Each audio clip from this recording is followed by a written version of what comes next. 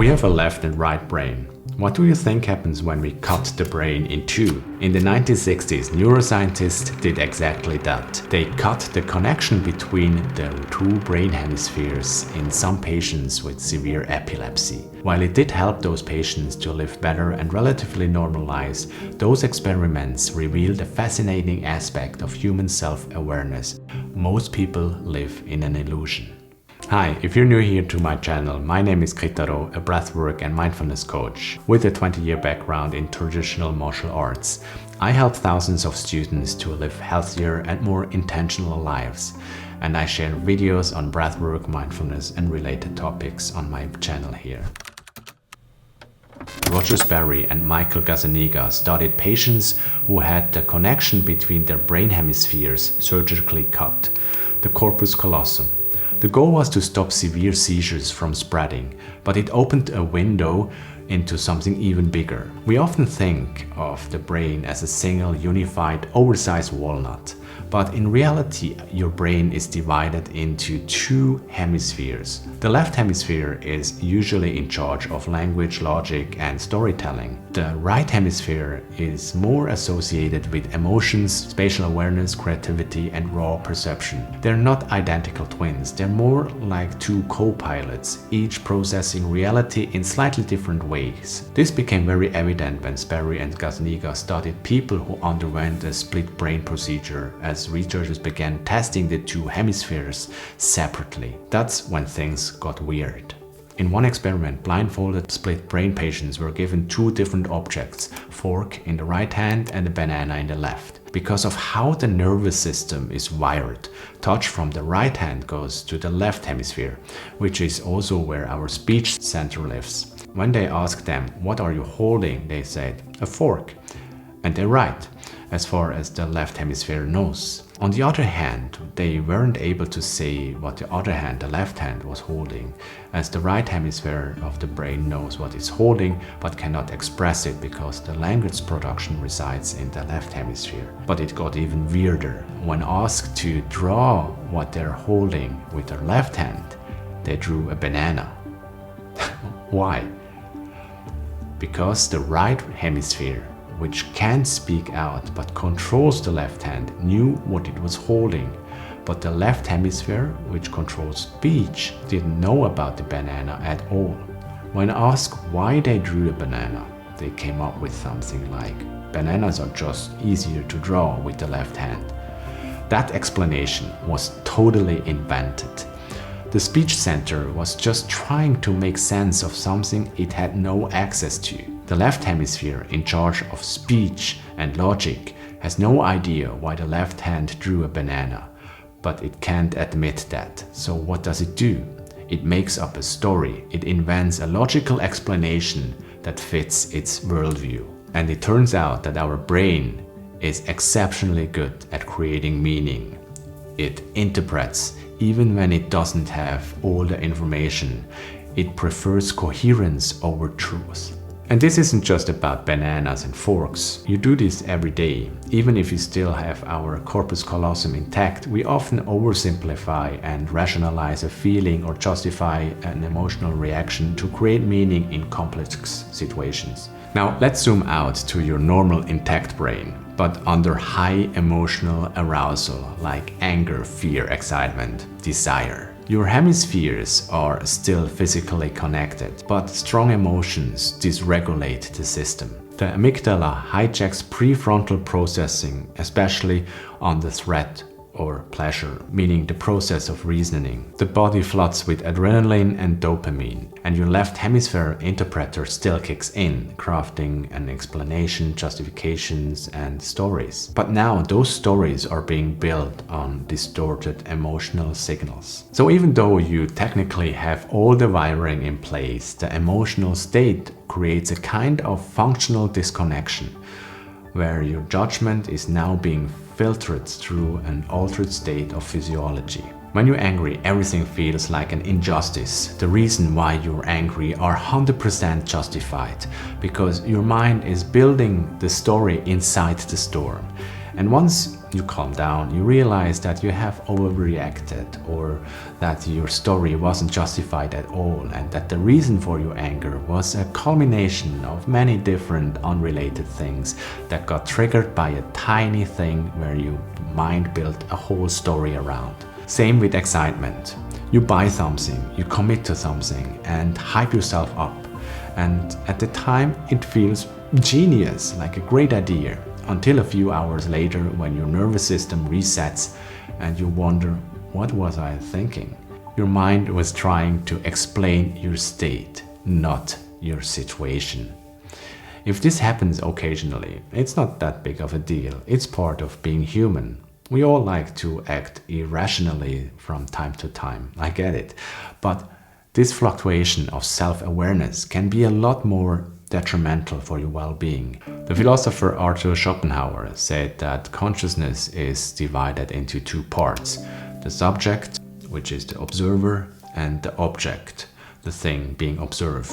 The problem begins when we stop observing the object and start believing we are the object or identify with it. You don't just feel angry, you become an angry person. You don't just think fearful thoughts, you become someone with anxiety. You don't fail at something, but you become a failure. You fuse the thought or the feeling with the self until there's no distance left. Self-awareness becomes identity. We turn a passing emotional state into an identity. And now, instead of watching the emotion move through us, we hold on to it and wrap a story around it. And we're seeing the cost of that everywhere. Anxiety, depression, and loneliness are at all-time highs, especially in younger people. The CDC reported a 50% rise in depression among younger adults, and that's just in the past decade. Yet, we live in the safest, most materially comfortable moment in human history. So, why are we so miserable? That's because comfort doesn't cancel suffering. And when you identify with every thought, every mood, every fleeting story, you become a passenger on an emotional roller coaster you can't control. And even worse, are often based on false or incomplete assumptions of reality. But the important question is, how can we change that? Buddhism has the concept of the two arrows of suffering, where the first arrow symbolizes the inevitable pain of life, a loss, an accident, a breakup, an unexpected event. But it's really the second arrow that creates suffering, and it's self-inflicted. We shoot ourselves with a second arrow by overthinking, judging, victimizing, and blaming. The second arrow often feels more real, more permanent than the actual pain, because we don't just feel it, we become it. We make it our identity. So, if suffering isn't just about pain, but about the story we attach to that pain, the real challenge becomes, how do we step back far enough to see the second arrow before we fire it? Because, let's be honest, when we're caught in an emotional spiral, it's almost impossible to know you're in it. And that's where the right kind of space can change everything. By talking with a trusted friend or a therapist and talking through what you are feeling, you create space between emotions and yourself. You disidentify. You gain a new perspective by hearing your words echo back, free from the gasp of strong emotions and their influence on your reasoning. But it turns out that therapy is not the only effective method to fix your brain. Journaling and writing down your thoughts is another effective way to re-establish some distance between your emotions. Additionally, you have a track record of thought patterns and can better understand yourself in the long run. You can do that digitally or analog. I like to use a physical notebook because I enjoy the physical aspect of transferring my thoughts to paper, which for me further aids in this identifying effect. Talking and writing is one way we create space between the subject and the object and disidentify with unpleasant experiences. But there are other ways too. Embodiment through meditation, breathwork, or physical activities allows you to put your attention to your body as the pain or the emotion travels through you like a passing cloud. How often has it happened to me that a seemingly elephant-sized problem from an emotional trigger suddenly shrank to the size of a mouse after a breathwork session or a hard workout? A troublesome meeting with a client could shake my whole life's purpose of doing this job, and I would find countless reasons why I should quit. Then, after a long run, I literally can't relate to why I made such a big deal of it. But in those moments of high emotions, my mind's reasons made total sense. You can't trust yourself in states of high emotions. Where we are in life is a result of countless choices we make. Now imagine having to make a majority of important choices on clouded judgment where our ability to reason is impaired.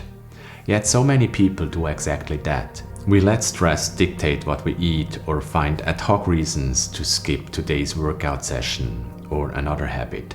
We give up too soon on something because of one failure, or we mistake the demanding toll of hard work as it's not the right thing for me because I lost the motivation. Or we can end up with the wrong person in life because we're caught in the storm of butterfly feelings before having a clear and value-based understanding of who we want to be with in life. This is why I find it so important to have value-based systems and protocols to guide me in life, and also to cultivate awareness and tools to calm my mind and create the headspace between my feelings and my reasoning. So why not write down your protocols beforehand? In jobs where mistakes can have catastrophic or lethal consequences, protocols are well established. Shouldn't we treat our lives with the same strategic foresight? At the moment when your emotions are high or your motivation is low, you know that your reasoning can be trusted. Your mind will always come up with a reasonable excuse to support your current mood. So when you want to wake up at 5 in the morning, you already know the protocol. You get out of bed and meditate, do your breathwork session or train. Knowing the next steps make it easier to go through the motions regardless of how you feel. This framework is simple. When A happens, I do B. The better you establish your protocols, the more they become routines that you do automatically. You can define protocols for various situations where you know that your mind will trick you, like when you get angry, feel depressed, or think of giving up on something. Do the same for highly aroused positive emotions as well. That will also affect your ability to reason, like high excitement. Have you ever bought something for purely emotional reasons? If you don't have the time to define these protocols, you could also do a morning routine where you take 5 minutes to form your intentions for the day. Forming an intention or a goal before charging into your day helps you as a North Star when your brain gets hijacked by distractions, excuses, and strong emotions. You can also do this intention setting routine before every activity. I regularly do that before I sit down for a deep work session or before I start giving a talk, a workshop, or a guided breathwork session. And when you notice that your mind is hijacking you, when your fear, anxiety, anger, or distractions take over, know that you still have the most powerful tool within you to create space between what you feel and how you respond. And that's your breathing. Getting aware of your breathing is a very easy and accessible way to ground yourself in the present moment and disidentify yourself from your emotions. It's a form of embodiment that doesn't require time, gear, or a specific setting.